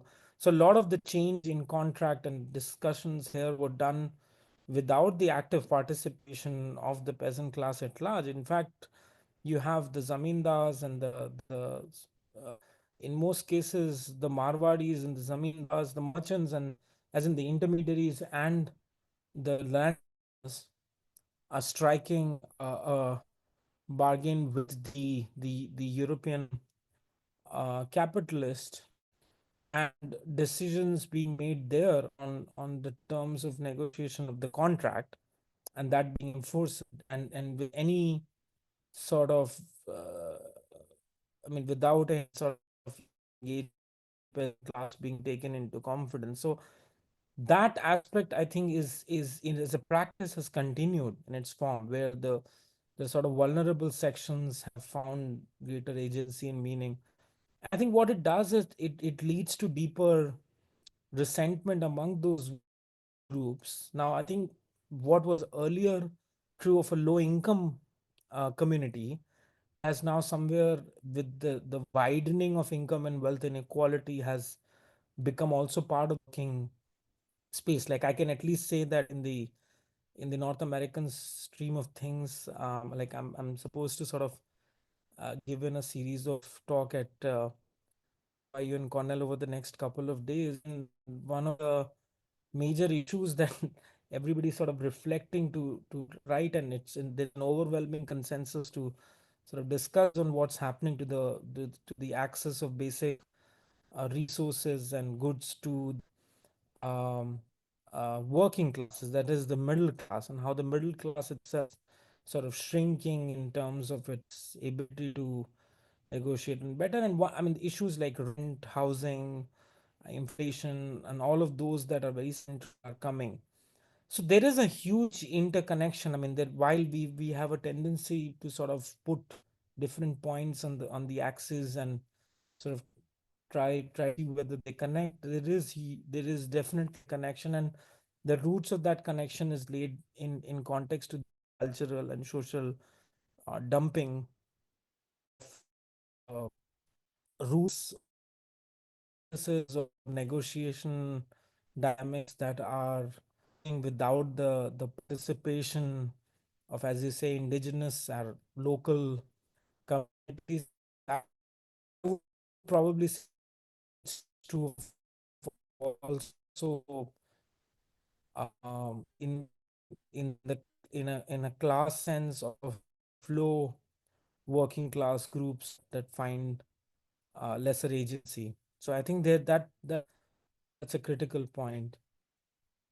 I want to sort of take the next few minutes to sort of very briefly talk a little bit about the few, I think, points mentioned here in context to the shares of sort of competing rice trade of hunters and plantation workers, and did not effectively incorporate the interests of peasant classes.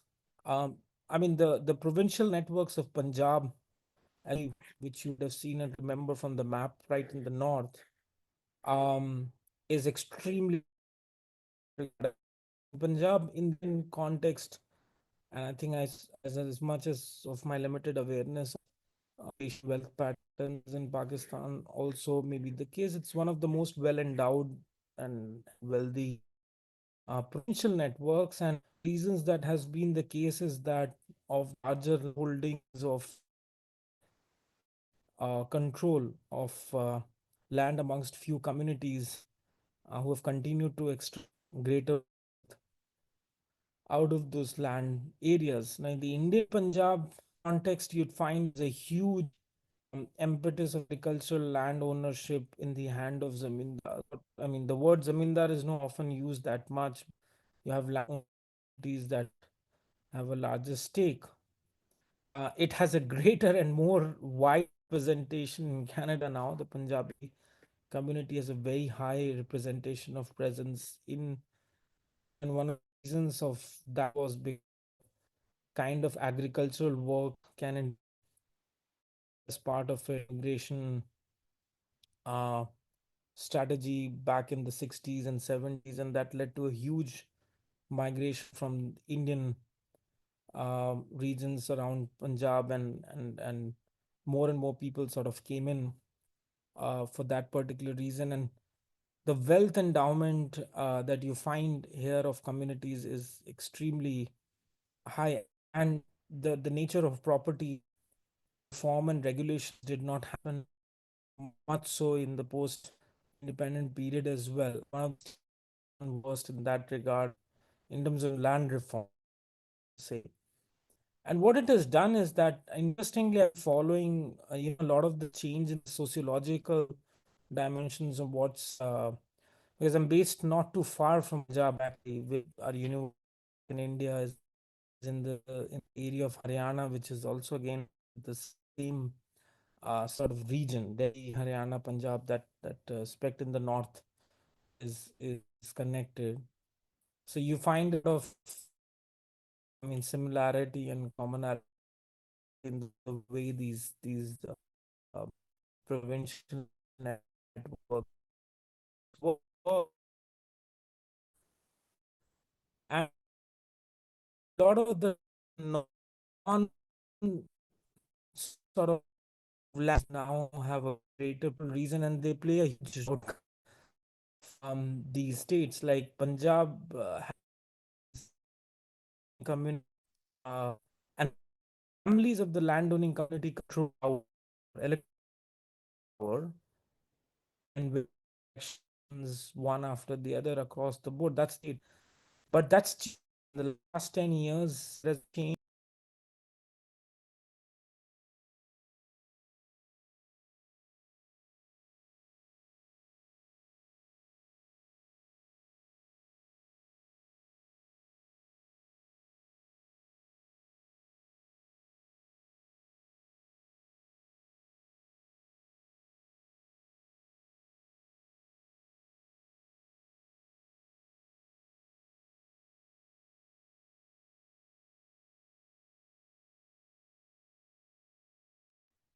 Oh, sorry, I think I got logged out of the class.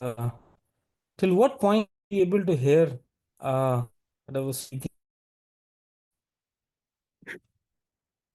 Can anybody just validate once so that I end up repeating myself?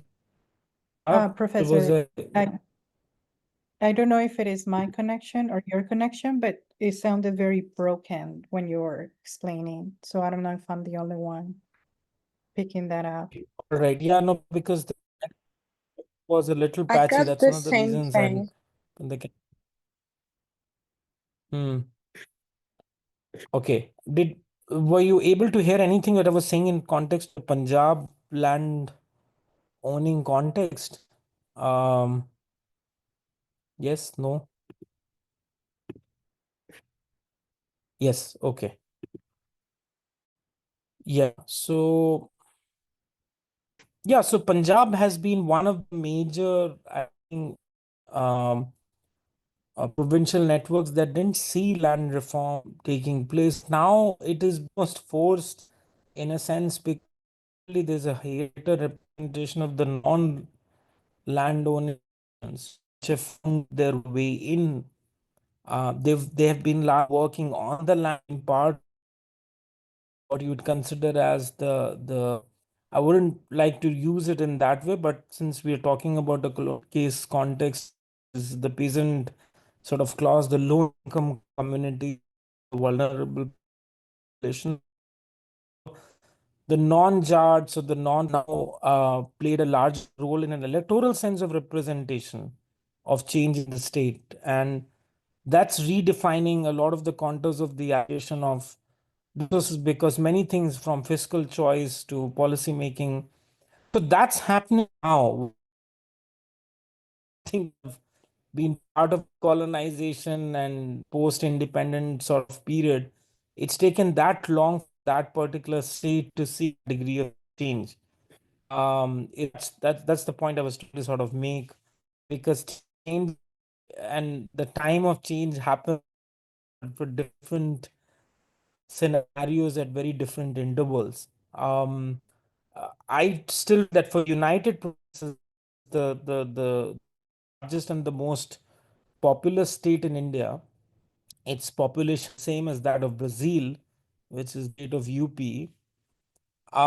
It is still somewhere living in many of its practices on the contract, the dispute of what is being spoken here of peasant and the sort of landowning class in the late century. There's still very much those practices that are embedded. Caste plays a huge role in the allocation of work, discriminatory practices take place, and that um, you have centuries of India that coexist at the same time. You have a 19th century, you have a 20th century, and if you were to spend time in the urban metropolises, you would get a sense that in sort of 20th century and perhaps the fields and kind of technology and act in those sense. So it's a very interesting space to, I think, then observe and understand. But keeping that in mind, so one of the things that I'm going to do for the next recording, and so that's one of the points I was trying to make for recording the lecture for Thursday, is to talk a little bit about the independence and the post-independence period. So this slide that you'd be seeing in front of you. Can you see the slide which has this key timelines written, guys? Because I just want to know if the internet is No. okay. Not me. All right. Oh, that's why. Can you see this now? Yes. Oh, great. Wonderful.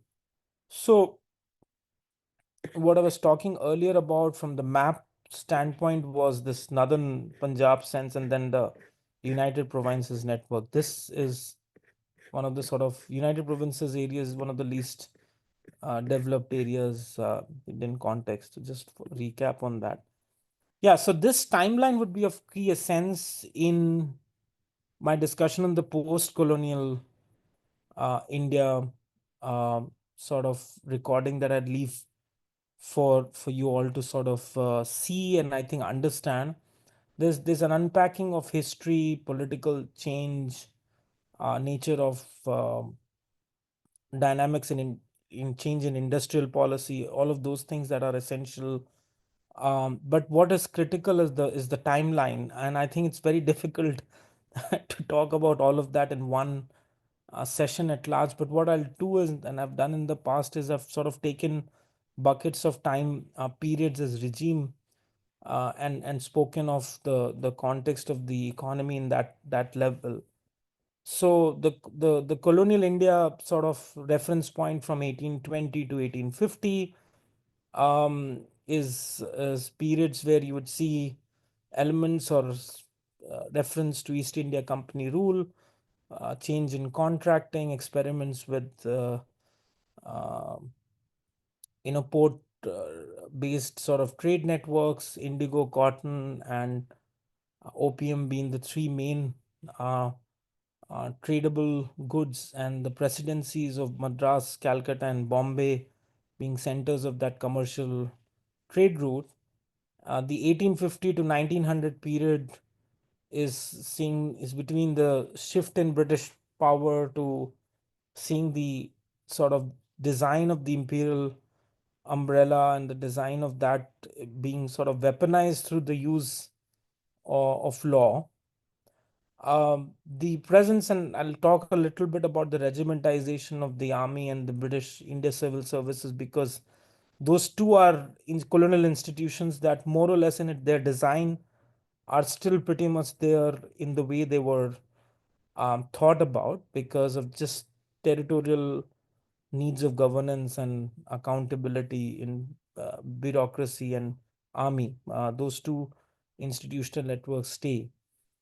So I'll discuss that in the recording. But the period of time where you see the weakening of British industries is well, I think, documented in this particular text, which is on depression and decolonization. So I'd urge for those interested, and I think if you found anything of value in what we were discussing today, this period of 1920 and 1950 is one of the least studied period in Indian economic history. And I think a lot of changes happened politically, institutionally. I mean, I think the period of 1920 to 1947 is mostly discussed for the independence movement, but there's just so much of churn happening socially, culturally, in terms of uh, um, uh, industrial policy, capital mobility, a lot of those things moving the whole business community or class changes because the Indian business community network takes over from the European capitalists. So a lot of that change is, I think, less studied, and I think what Roy's chapter here does is sort of talk about that in greater detail. So if you can just take a look at that chapter, it would be helpful. And what I'll do is I'll focus in my sort of recording on these particular periods for you to be able to make sense of what's happening in the state of the Indian economy post independence. I mean, the period of 1988, 89 to 2006, the liberalization years, and post that will be part of our sort of a more data based inquiry to the state of India's macroeconomic position, and I'll talk about that in our live interaction more detail. But I think you cannot get into this period without creating a foundational sort of core and base to what's happening in the post-independent era. One thing India didn't experience, fortunate to its own core, is that it didn't experience a major crisis of internal political nature, which led to the weakening of its sort of democratic identity created at the juncture of independence in an immediate sense after uh, the independence period. So the period of time between 1947 to roughly 1987-88 is that of, yes, tremendous domestic churn politically and all those cases, but you don't see that the country is in cases of major civil wars or major crises. There are wars, of course. There are wars with Pakistan, there are wars with China that happened during that period, but you don't see the core foundations of the democratic republic sort of losing its identity and form. A lot of that change and churn is perhaps probably happening now more than it did then.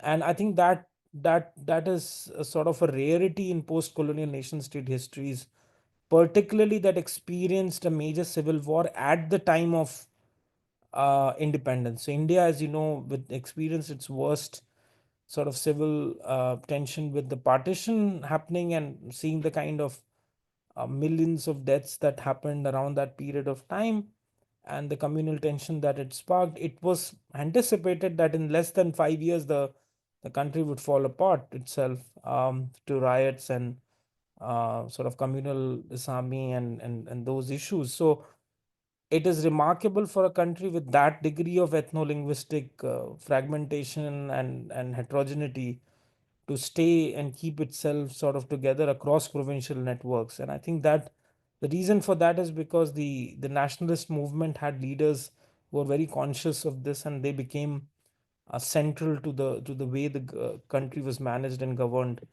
particularly in this period of 1947 to 64. I mean, Nehru, as the sort of founding father of the Indian context, despite a number of, I mean, he's a very now a very politicized figure in terms of being criticized for many things that Nehru did at the time, but it's a subject of another debate and discussion. I mean, one thing that he did during his prime ministership was that major tenets of the core principles of India's constitutional base, as the way it was adopted and accepted, those were protected. The federal character of provincial networks, because many provinces were not satisfied with the way the union government would administer them, and it was largely his ability and Patel, I mean, the Home Minister's ability to ensure that confidence and trust that could happen. I mean, you have that in the US context with examples of the kind of leadership Lincoln demonstrated.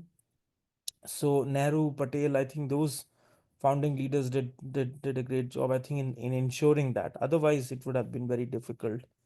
So keeping that in mind and probably putting that in perspective, I'll share, I think, and put and upload a recording for this. I hope you all know where the recordings are archived, right, for the course. Does everybody know that? There's a folder in your drive reference, if you don't know, which says lecture recording. So all our recordings are right there. The class has happened. So by perhaps the afternoon of Thursday, you should have a recording uploaded there. It takes, I think, a little bit of time for the recording to be saved and archived and uploaded here. But please take a look at that because it will help you understand what we'd be doing on Tuesday next. So that's one. Let me move on to the simulation exercise which I've shared in reference. Let me just probably put this here. If you can all just also take that out, we can discuss any queries, questions you might have. I think it's the SDG goal exercise, right? Correct.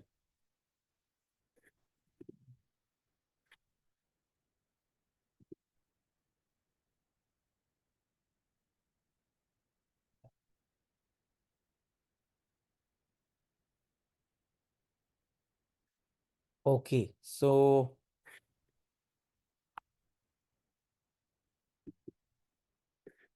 guys, can you see the document in front of you?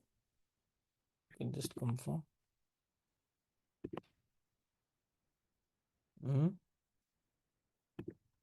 Okay.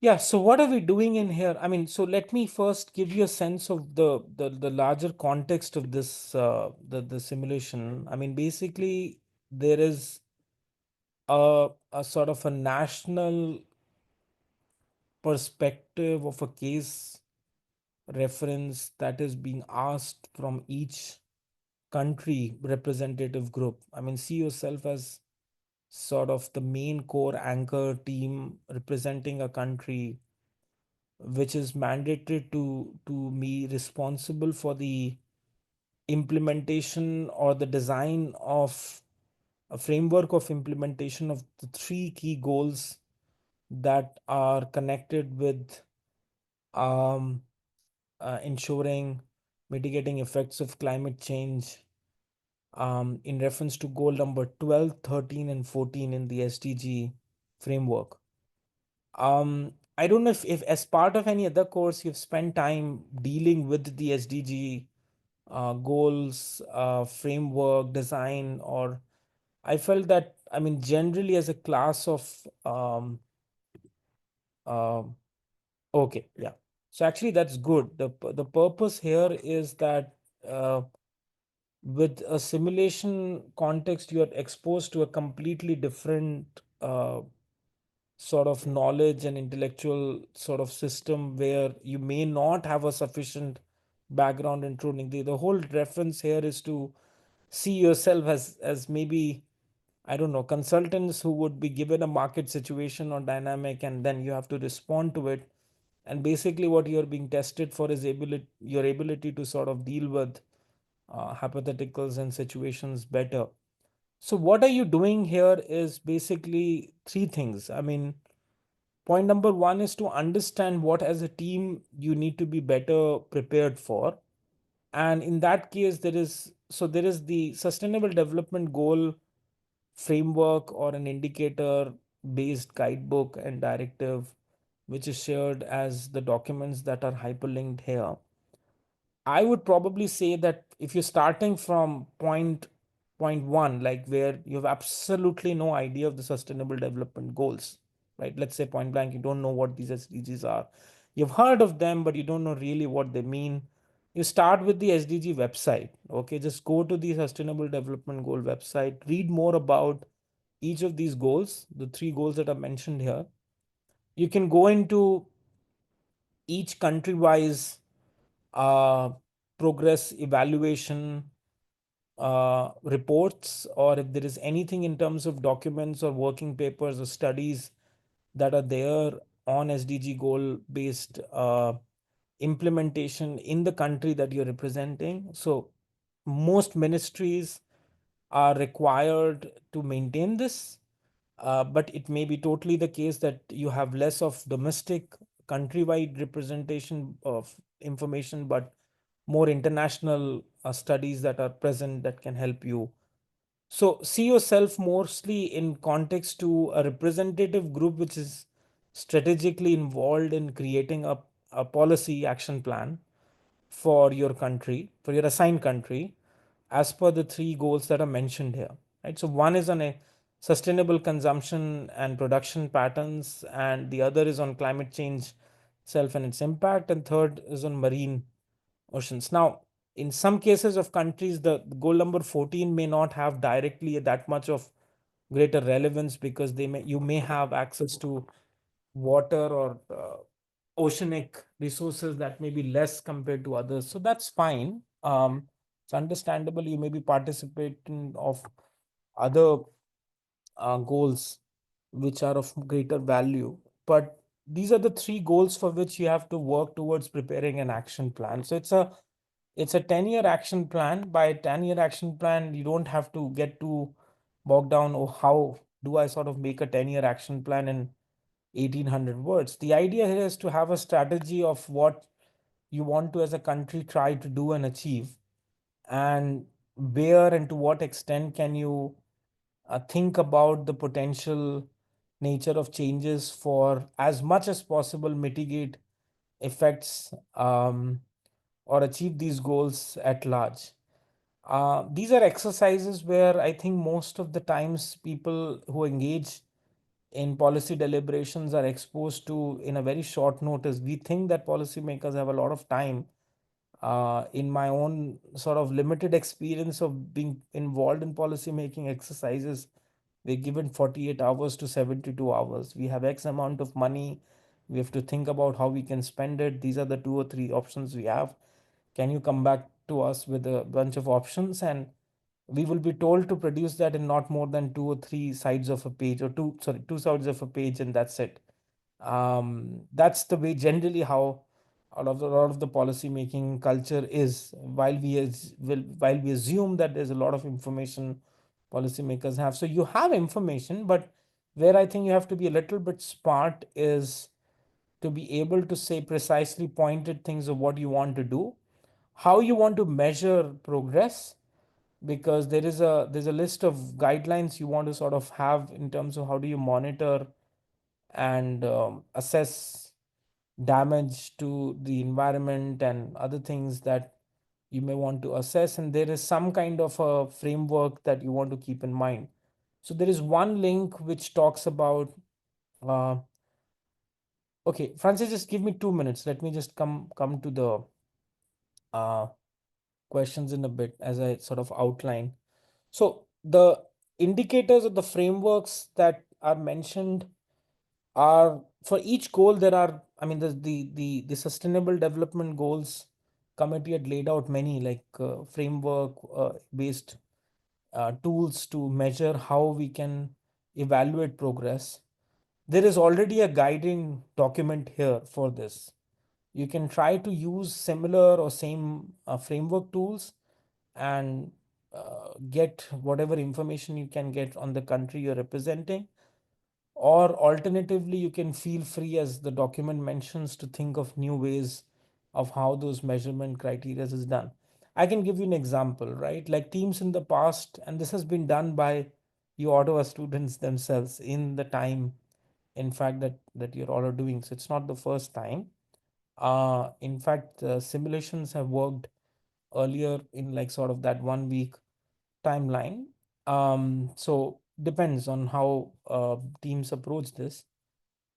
But what happens is sometimes to give you a reference on the indicators, and a team of students may feel that they want to have objectively less quantifiable metrics and more subjective or qualitative measures to progress, evaluate uh, outcomes for goals that you are studying.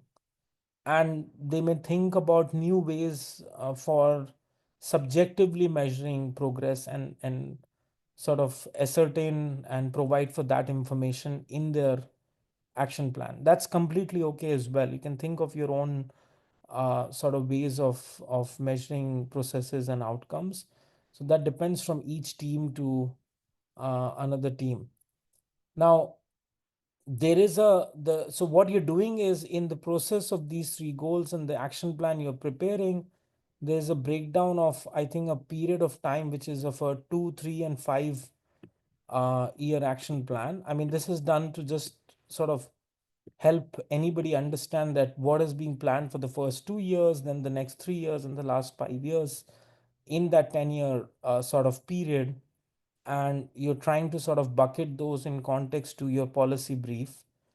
There is, I mean, as you prepare your final brief, you can have a brief presentation on the brief, which just for anybody who has to make sense of what you have done, they will look at your brief and they can look at the sort of brief presentation that you've recorded, that is sort of a recording that helps anybody understand.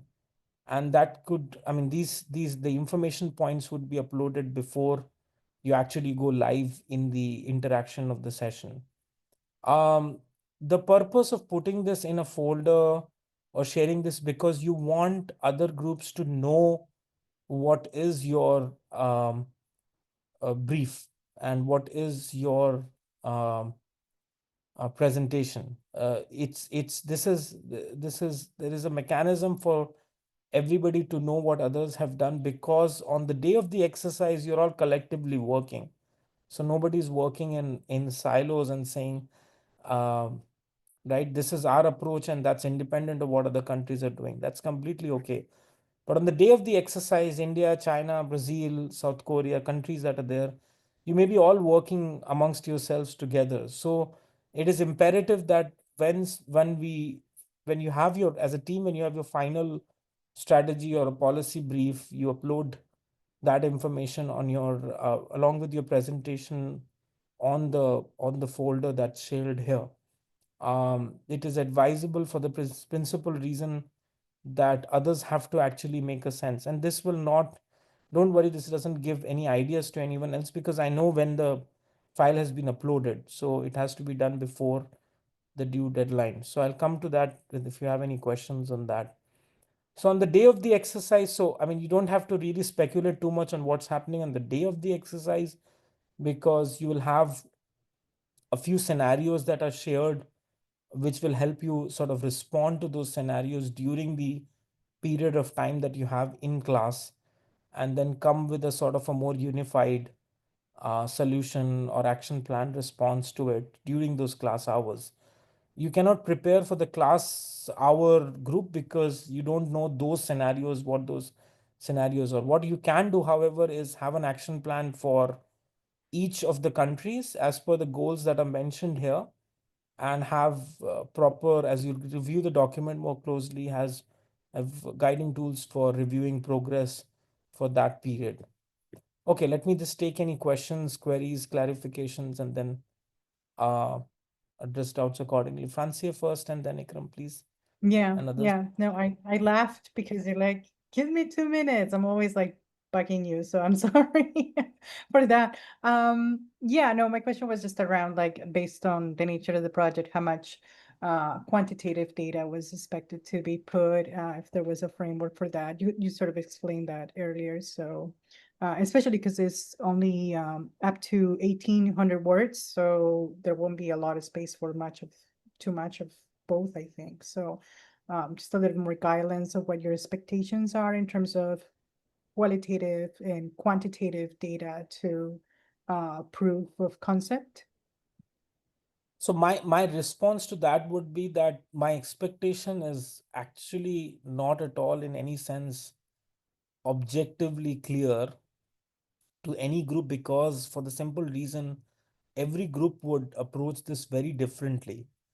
I mean, what I'm seeing is basically how do you want to achieve a coherent action plan to address the goals that you have outlined in front of them. So I know the SDG framework, I know what the sustainable development goals elucidate or highlight, and what I want to know is what kind of a plan you have shaped. So I'm actually, it's a it's a blank slate, so as to speak. So I'm very independently evaluating this from the perspective of each team. So you have all the creative, I think, freedom and space. The structure which I'm shared here in terms of words and other things are things that generally student teams prefer to have, like how many words can we have.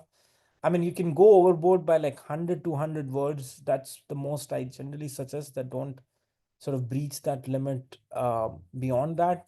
At the same time, you avoiding sort of having something which is less than 1500 words, because it's very difficult to make sense how you have a 10-year action plan with something as small as that in length.